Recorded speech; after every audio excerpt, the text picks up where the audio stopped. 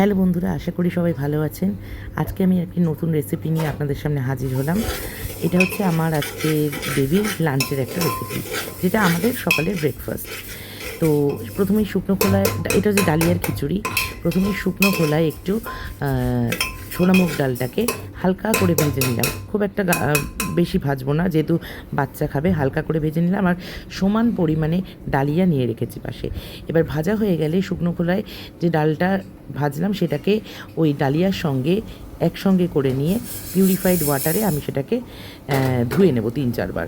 কোনো রকম অন্য জলে ধুই না, কেন ডালিয়া যেহেতু জল অ্যাবজর্ব করে, তাই জন্য। এর সঙ্গে এবার কিছু ভেজিটেবলস আর কি দিয়ে দেবো রান্নায়। প্রথমে আমি প্রেশার কুকারটার মধ্যে 2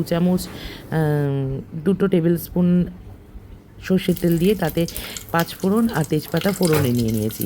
আর সঙ্গে কিছু ভেজিটেবলস, যেমন আজকে দেওয়া হচ্ছে গাজর, টমেটো, বিনস, মটরশুঁটি আর একটাই পটল আমার রয়ে গেছিলো আগের দিনের, সেটা।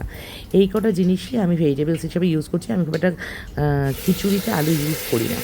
তো সেটা দিয়ে তার সঙ্গে একটু আদা আর হচ্ছে কিছু মশলা, যেমন 2 চামচ হলুদ আর 1 চামচ জিরে, 1 চামচ ধনে, আর খুবই সামান্য পরিমাণে লবণ।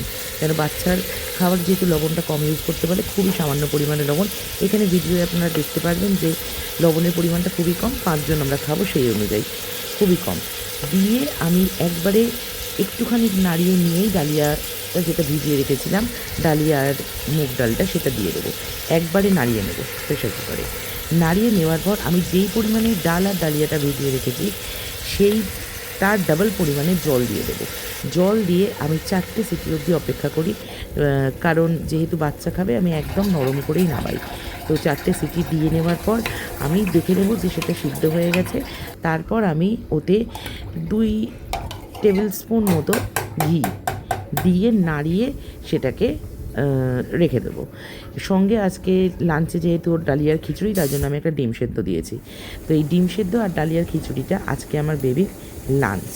মাঝে মাঝেও এটাই খায়, এটা খেতেও খুব পছন্দ করে। কখনো কখনো ডিম সেদ্ধর জায়গায় আমি ডিমের মামলেটও দিই, সেটাই পেঁয়াজ দিই না, আমি ডিমের মামলেটটা দিই। তো এটাই হচ্ছে আজকে আমার বেবির ডালিয়ার খিচুড়ি লাঞ্চ। আপনারাও করে দেখতে পারেন, একটুখানি চেঞ্জ হলে পরে বেবিদের খেতে ভালো লাগে, আর লাইটই হয় জিনিসটা, ভালো লাগবে ওর খেতে, বাচ্চাদের। ওরটা নামিয়ে নেওয়ার পর আমি আমাদের টেস্ট মতো নুন আর চিনিটা অ্যাড করে দিই।